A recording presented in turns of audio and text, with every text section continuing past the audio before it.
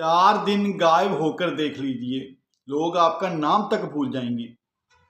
इंसान सारी जिंदगी, सारी उम्र इसी भ्रम में रहता है, इसी धोखे में रहता है कि वह लोगों के लिए अहम है। लेकिन हकीकत ये होती है कि आपके होने से, आपके ना होने से किसी को कोई फर्क नहीं पड़ता। जिसकी जितनी जरूरत होती है उसकी उतनी ही अहमियत होती है। जब जरूरत खत्म तो अहमियत खत्म, क्योंकि ना रुकी वक्त की गर्दिश, ना जमाना बदला। पेड़ जब सूखा तो परिंदों ने अपना ठिकाना बदला। दोस्तों, जिंदगी का एक दिन अंत होना है, सभी जानते हैं। जिसने जन्म लिया है वो एक दिन मृत्यु को प्राप्त जरूर होगा। लेकिन हमारी सोच, हमारी मानसिकता ऐसी हो गई है कि जैसे हम हमेशा के लिए यहाँ रहने के लिए आए हैं। हम दुनियादारी में पड़कर हम भगवान को भूल जाते हैं। हम दुनिया पर निर्भर हो जाते हैं। जो दुनिया में हमारे आस पास दुनियादारी के लोग हैं, हमारे मित्र, हमारे संबंधी, हमारे रिश्तेदार, हमारे परिवार वाले, हम उन पर निर्भर हो जाते हैं। अपने आप को उनके ऊपर छोड़ देते हैं। लेकिन जब हम उनके ऊपर निर्भर होते हैं, उनको ही अपना सब कुछ मान लेते हैं, तो समय का पहिया कुछ ऐसा घूमता है, वक्त कुछ ऐसी करवट लेता है कि जैसे ऊंट के ऊपर लदे हुए बोरे एकदम जमीन के पर आकर गिर पड़ते हैं। और वही दशा, वही परिस्थिति हमारी होती है।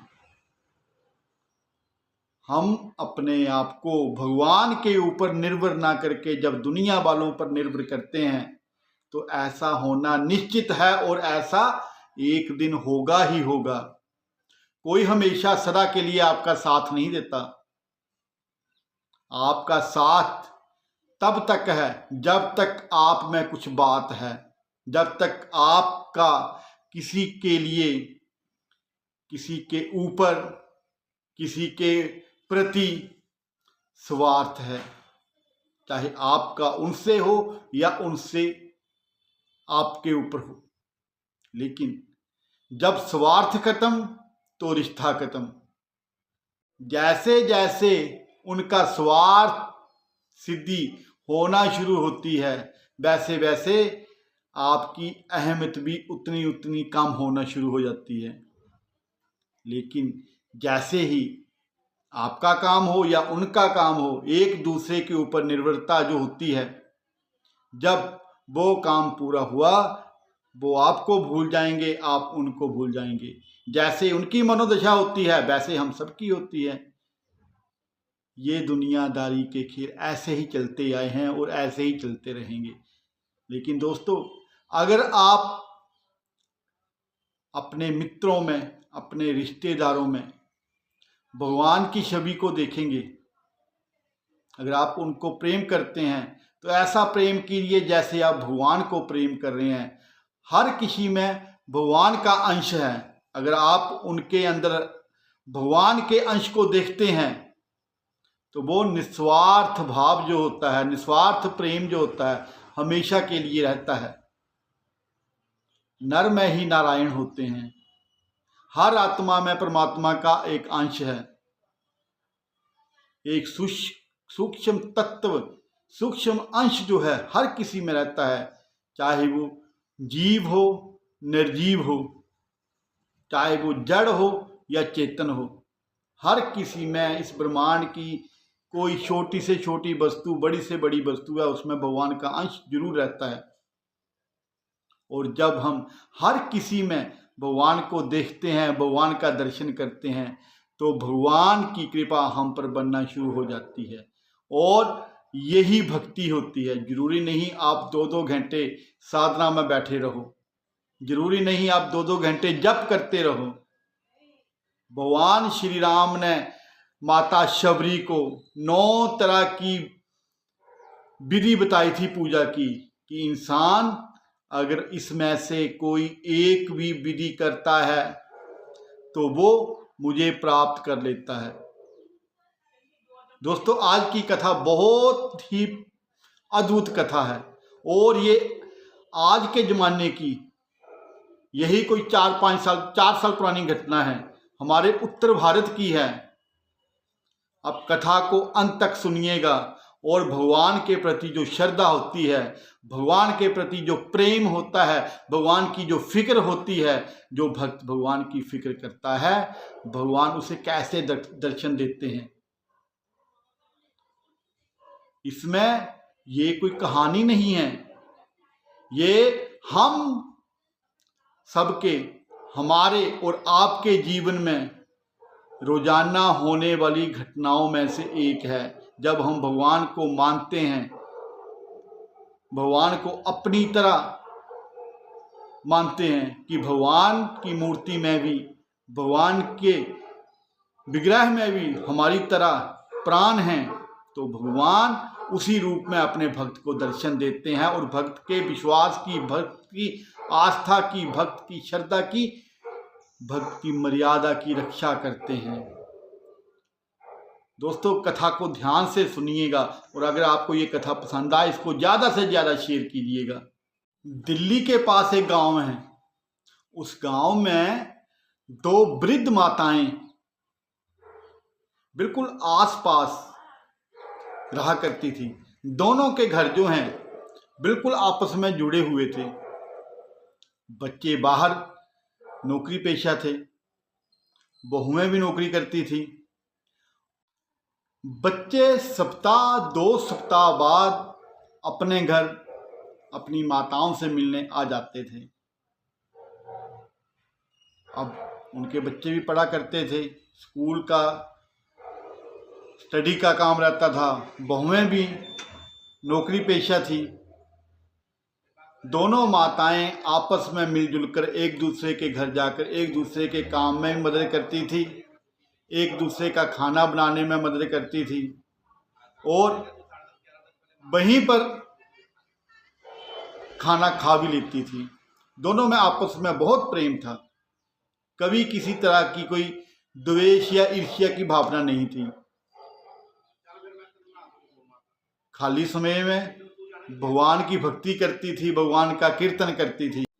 ऐसे ही दोनों का समय गुजर रहा था, आपस में सुख दुख बांट लेती थी।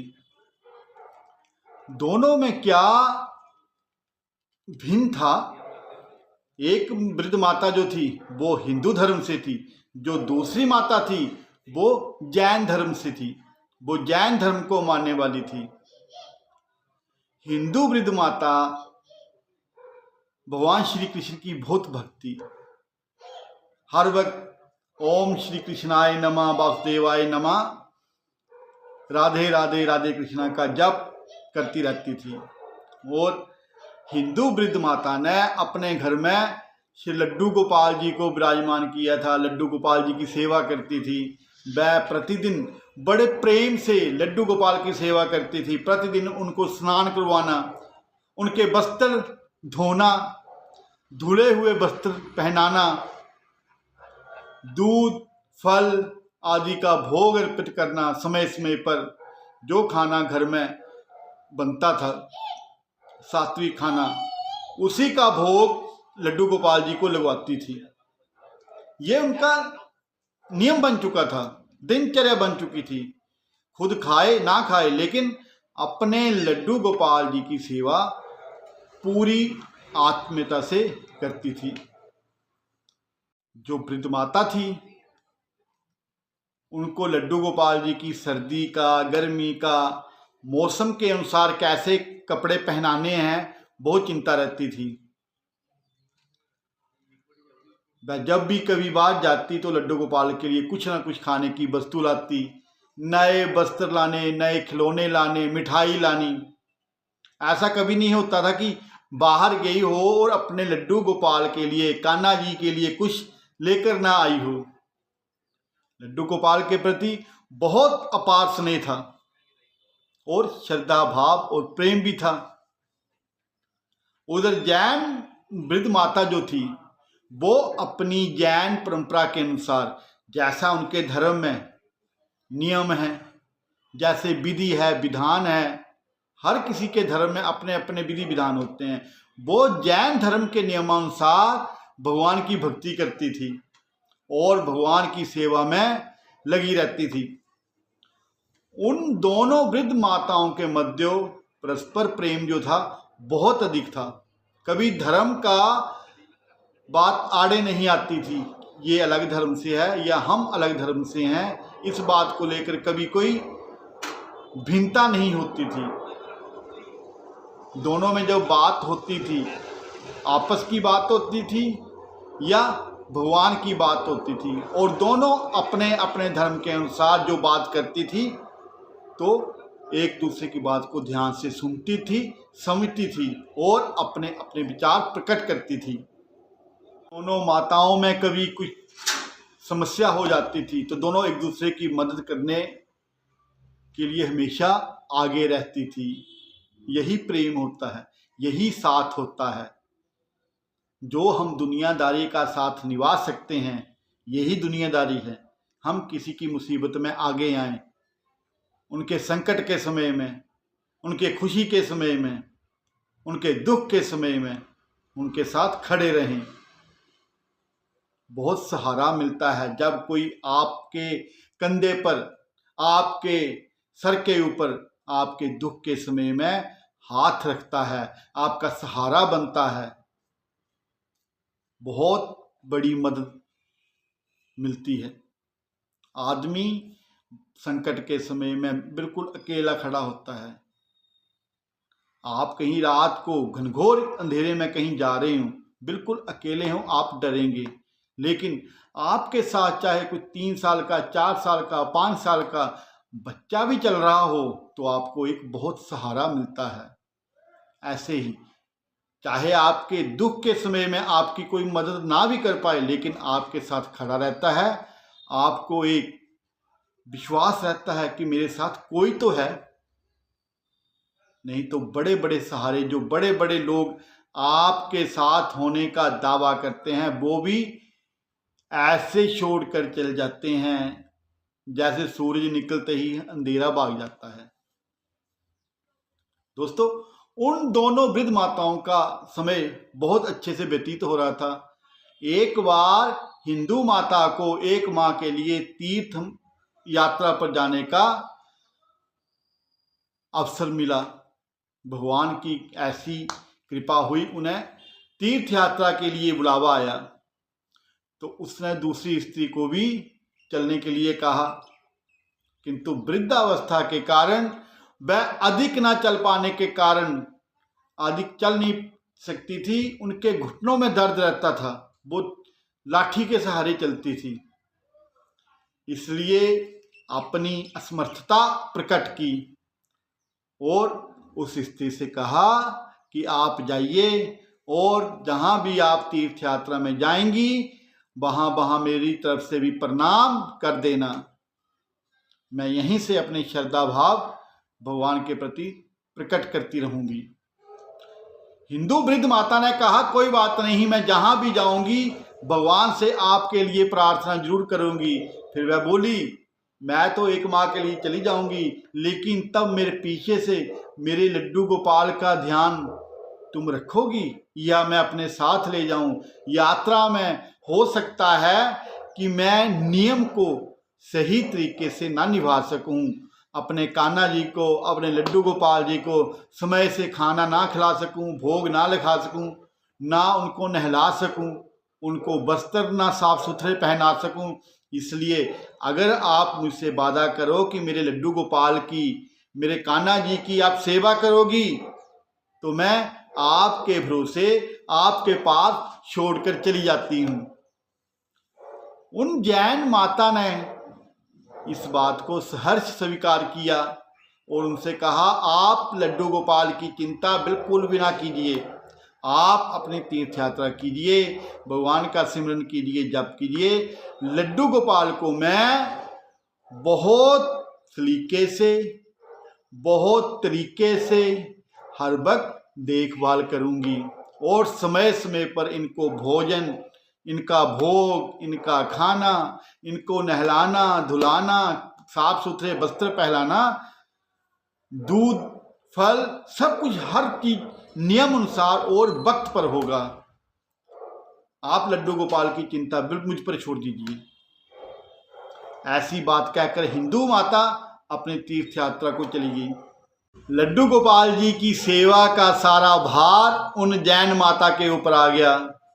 वृद्ध थी, लाठी पकड़कर चलती थी, लेकिन जब कान्हा जी का, लड्डू गोपाल जी का खाने का वक्त होता था, नहलाने का समय होता था, तो वो अपने घर से उतना समय लेकर चलती थी कि मैं उतनी देर में वहाँ पहुँच जाऊँ, क्योंकि बुजुर्ग लोग होते हैं, घुटने चलते नहीं थे।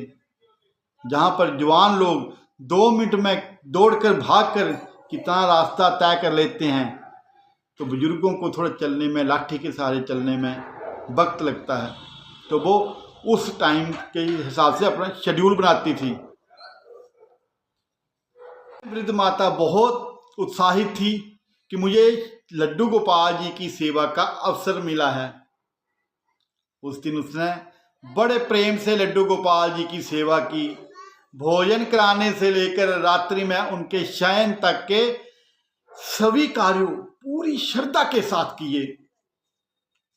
जैसे जैसे हिंदू माता ने उन माता को नियम बताए थे, कैसे कैसे करना है, उनके कहे अनुसार पूरा काम वैसे ही व्यवस्थित तरीके से किया। लड्डू गोपाल के शयन का प्रबंध करके भी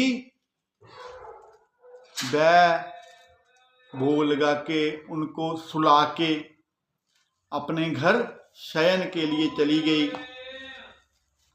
अगले दिन प्रातः जब वह महिला, हिंदू महिला के घर लड्डू गोपाल जी को उठाने के लिए आई, उनको नहलाने धुलाने, स्वच्छ कपड़े पहनाने, उनका भोग लगाने के लिए आई,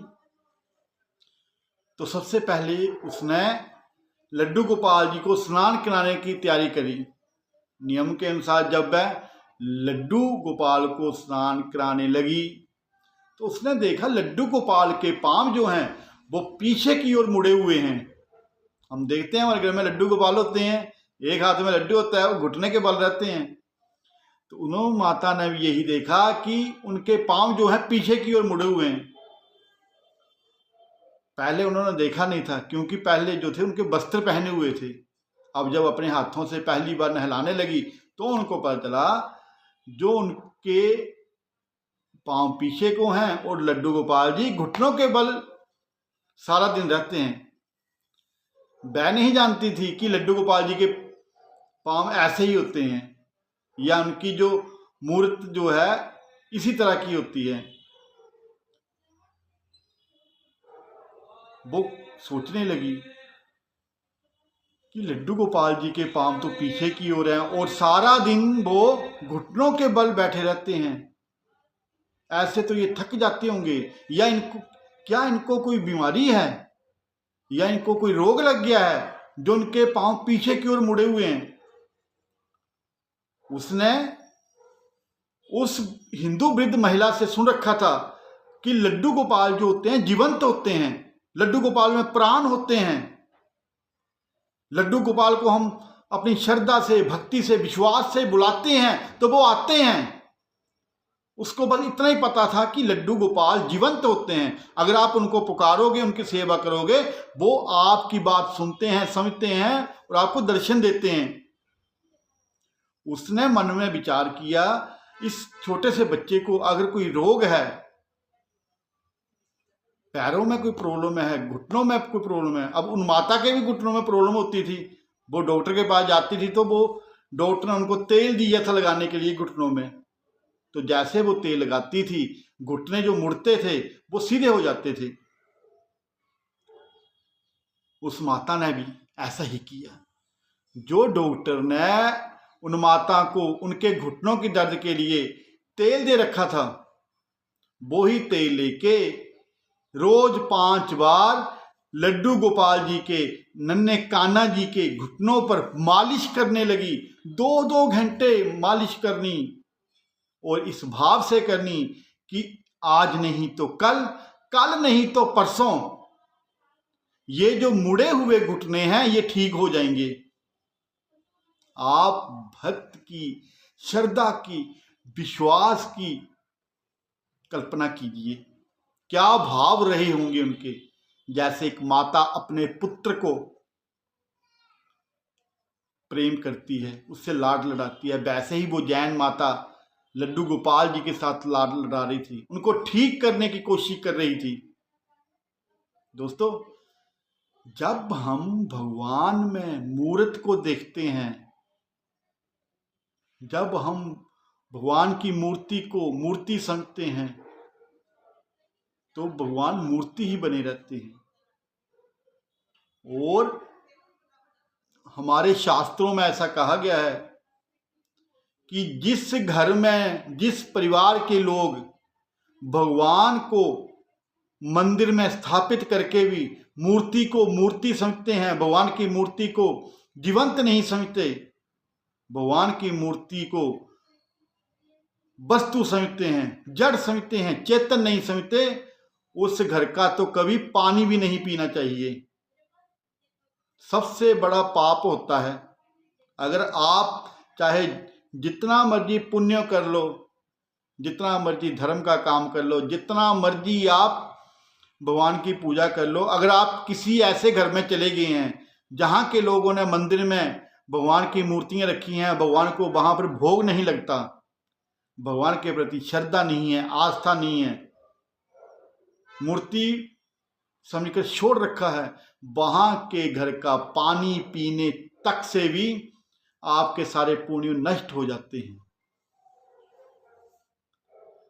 ऐसे वो माता लड्डू गोपाल जी के घुटनों की मालिश करते करते करते करते जब थक जाती तो अपने घर को जाती। सुबह फिर आना, फिर उसी भक्ति में, उसी विश्वास में भगवान का जप करते करते लड्डू गोपाल जी के पैरों की मालिश करना शुरू कर देती थी। पैरों को लेकर टांगों तक हर जगह 2-2 घंटे की मालिश से उसके भी हाथ दुख जाते थे। वह पूरे नियम से 5 बार मालिश करती थी।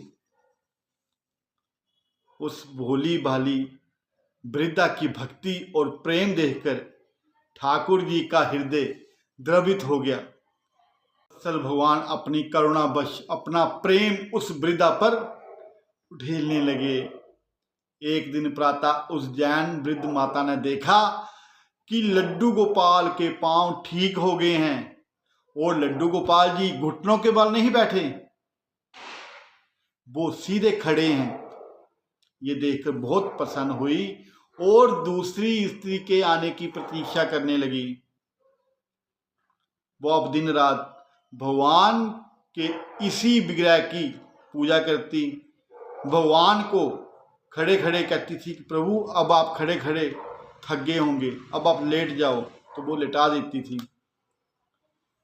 जब वो कुछ दिन पश्चात दूसरी हिंदू महिला जो थी वो वापस लौटी तो उसने घर आकर सबसे पहले अपने लड्डू गोपाल के दर्शन किए, किंतु जैसे ही वह अपने मंदिर में लड्डू गोपाल के समक्ष पहुंची तो देखा लड्डू गोपाल तो अपने पैरों पर सीधे खड़े हैं। ये देखकर वह अचंभित रह गई। वह तुरंत उस दूसरी महिला के पास गई और उसको सारी बात बताई और पूछा कि मेरे लड्डू गोपाल कहाँ गए। ये सुनकर उस जैन महिला ने सारी बात बता दी और उसकी बात सुनकर वृद्ध स्त्री बहुत हैरान हो गई, बिल्कुल सन्न रह गई। महिला को लेकर अपने घर गई, अपने मंदिर में गई तो सामने क्या देखती हैं कि लड्डू गोपाल जी साक्षात खड़े खड़े मुस्कुरा रहे हैं। इतना देखते ही उसके आंखों से आंसुओं की धारा बह निकली और वो लड्डू गोपाल जी के पैरों में गिर पड़ी और बोली, हे गोपाल, हे मधुसूदन, हे कन्हैया, हे नंदलाल, हे यशोदानंदन, हे बांसुरी वाले, हे गिरधर गोपाल, ये सब आपकी लीला है। आपकी लीला अद्भुत है, आपकी लीला निराली है। मैंने इतने वर्षों तक आपकी सेवा करी, किंतु आपको पहचान नहीं सकी। इतने साल तक मैं सेवा करती थी मूर्ति भाव में, लेकिन मैंने ही उस जैन महिला को बताया था कि लड्डू गोपाल जी जीवंत होते हैं, उनमें भी प्राण होते हैं। जहां मैंने सारी उम्र इस सेवा में गुजार दी, मैं आपको पा न सकी। उस जैन महिला ने 1 महीने की भक्ति में ही, 1 महीने की सेवा में ही आपको पा लिया, आपके दर्शन कर लिए। तब वह उस जैन वृद्धा से बोली कि तू धन्य है, तुझको नहीं मालूम कि हमारे लड्डू गोपाल के पांव तो ऐसे ही होते हैं, पीछे की ओर मुड़े हुए, किंतु तेरी भक्ति और तेरे प्रेम ने तो लड्डू गोपाल के पांव भी सीधे कर दिए।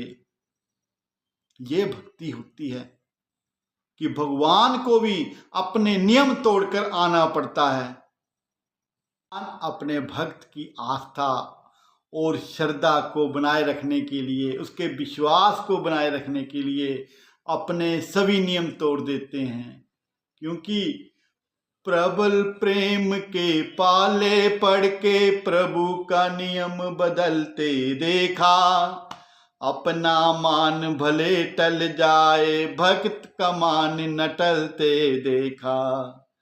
जिनकी केवल कृपा दृष्टि से सकल विश्व को पलते देखा, उसको गोकुल के माखन पर 100 बार मचलते देखा। जिनका ध्यान बिरंची शंभु सनकादिक ना संभलते देखा, उसको बाल सखा मंडल में लेकर गेंद उछालते देखा। जिनके चरण कमल कमला के करतल से ना निकलते देखा, उसको गोकुल की गलियों में कंटक पथ पर चलते देखा। बक्र वृक्ति के भय से सागर सप्त उबलते देखा, उसको मां यशोदा के भय से अश्रु बिंदु दृग ढलते देखा। प्रबल प्रेम के पाले पड़ के प्रभु का नियम बदलते देखा। अपना मान भले टल जाए, भक्त का मान न टलते देखा। दोस्तों, भगवान को इस श्रद्धा से, इस विश्वास से पूजिए, इस विश्वास के साथ मानिए कि बिल्कुल आपके सामने, आपके समक्ष खड़े हैं। फिर भगवान अपने बनाए हुए नियम को भी तोड़ देते हैं, क्योंकि उनको अपने भक्त की चिंता रहती है। भक्त के वश में ही भगवान होते हैं। भगवान आप सब पर अपनी कृपा बनाए रखें, आप सब पर अपनी भक्ति की कृपा बनाएं, अपनी दया दृष्टि की कृपा बनाएं। जय श्री राम। राधे राधे।